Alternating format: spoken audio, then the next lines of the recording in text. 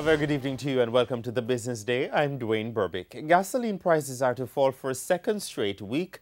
With the level of the decline, we go to Dashan Hendricks at the Smartboard. Dashan. Well, consumers will be paying less for gasoline at the pumps for a second straight week. Petrodom says it will be cutting the price of both E1087 and E1090 gasoline by $1.25. It's the second straight week of declines for gasoline after 6 straight weeks of increases, and it brings the price of the fuel to the lowest they have been in about a month. The price of diesel, regular diesel, goes down as well by $1.35, while low sulfur diesel declines by $1.36. Kerosene is down as well. It goes down this week by 52 cents. Propane LPG is down 14 cents, but butane is up $1.25. It's now back to you.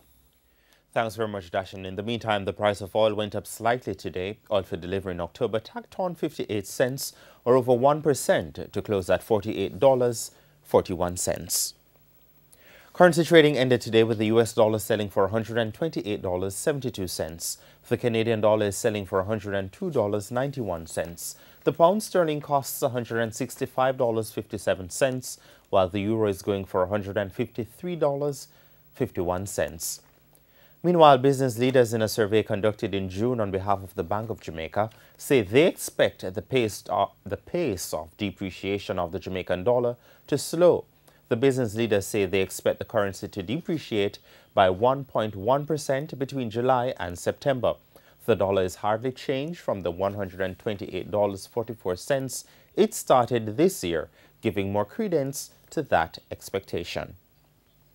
Stocks trading now, and the JSE index lost 4,538 points today, while the junior market index lost 13. The stocks posting gains for investors today included 1834 Investments, Carreras, Jetcon, Main Event Entertainment Group, Proven Investments, and the Scotia Group. On the losing end were AMG Packaging and Paper, Consolidated Bakeries, Grace Kennedy, Jamaican Teas, the Cayley Group, the NCB Financial Group, Rated Jamaica, and T-Tech. And that's your Business Day. I'm Dwayne Burbick. Good evening.